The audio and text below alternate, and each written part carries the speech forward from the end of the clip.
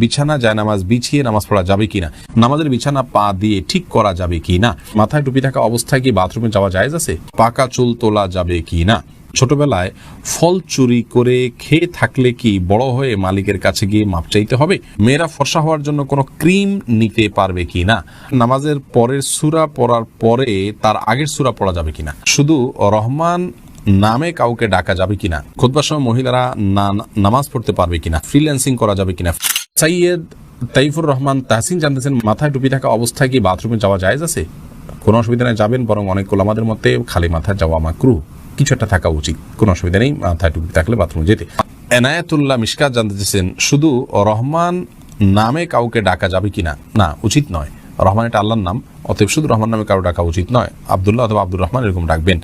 আল্লাহর যে নামগুলোর অর্থ মানুষের জন্য ফিট হতে পারে এরকম নাম আপনি রাখতে পারেন, এরকম নাম রাখা যেতে পারে, যেমন রউফ, রহিম, এরকম নামে কাউকে ডাকা যেতে পারে। কিন্তু রহমান আল্লাহর এমন নাম যেটি অন্য কারোর জন্য ফিট হয় না, আল্লাহ তাআলার মৌলিক নাম বলে অনেক স্কলাররা মত দিয়েছেন, যার কারণে এটি কোনো মানুষকে রহমান বলে ডাকা উচিত নয়।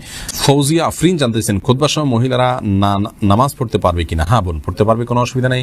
খুতবা শুরু হলে মহিলা নামাজ পড়তে পারবেন না এমন কোনো কথা নেই। সাইফুর রহমান সিয়াম জানতে চেয়েছেন, পাকা চুল তোলা যাবে কি না? পাকা চুল আপনার একটা বা দুইটা হয়, সেটা তোলা উচিত নয়।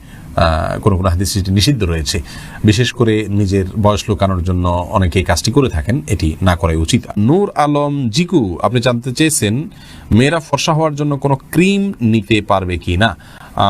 নিজের সৌন্দর্যকে, নিজের প্রকৃত রঙকে লুকানোর জন্য যদি এরকম কোনো ক্রিম ব্যবহার করে বিয়ের সুবিধার জন্য, যাতে মানুষ ফর্সা দেখে বিয়ে করে, পরবর্তী দেখবে যে পুরো শরীর কালো, এরকম করলে প্রতারণা হবে, সেজন্য এটা নাজায়েজ হবে, হারাম হবে।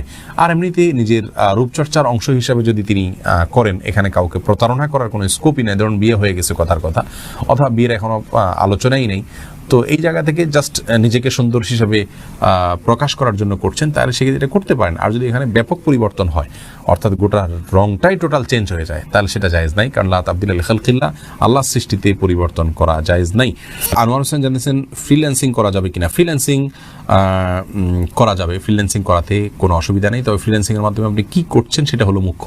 ফ্রিল্যান্সিংয়ের মাধ্যমে আপনি যে কাজটা করে দিচ্ছেন ক্লায়েন্টকে, সেটা যদি হারাম কাজ হয়, সেটা যদি গুনাহের কাজ হয়, সেটা যদি নিষিদ্ধ কোনো কাজ হয়, তাহলে সেটা না জায়েজ। আর যদি বৈধ কোনো কাজ ক্লায়েন্টকে করে দিতে চান, করে দেন ফ্রিল্যান্সিংয়ের মাধ্যমে, সেটা আপনার জন্য জায়েজ হবে, কোনো অসুবিধা নেই। এমডি সেলিম জানিয়েছেন, নামাজের পরের সূরা পড়ার পরে তার আগের সূরা পড়া যাবে কিনা? আগে পরের সূরা পড়ে শেষে আগের সূরা, দ্বিতীয় রাকাতে আগের সূরা পড়েন, অর্থাৎ উল্টার দিকে গেলেন, এটি করা মাকরুহ, না করা উচিত।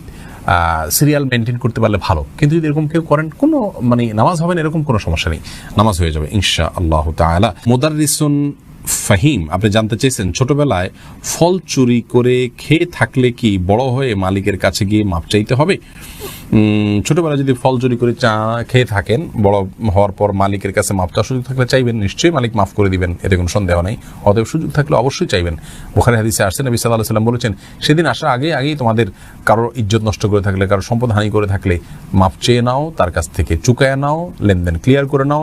ওই দিন আসার আগে, যেদিন আল্লাহ রাব্বুল আলামিনের কাছে সবাই উপস্থিত হবে এবং কেউ কাউকে ছাড় দিবেই না, বরং সেদিন আমল ছাড়ার কিছু দিয়ে পাওনা পরিশোধ করার কোনো সুযোগ থাকবে না। অতএব সুযোগ থাকলে অবশ্যই তার কাছে মাপ চেয়ে নেবেন আপনি। তাসলিমা আক্তার জানতেছেন, নামাজের বিছানা পা দিয়ে ঠিক করা যাবে কি না? নামাজের বিছানা পা দিয়ে ঠিক করতে কোনো অসুবিধা নেই। আলেয়া খানম জানতে চেয়েছেন, বিছানা জায়নামাজ বিছিয়ে নামাজ পড়া যাবে কিনা? বিছানা জায়নামাজ বিছিয়ে নামাজ পড়া যাবে, কোনো অসুবিধা নেই।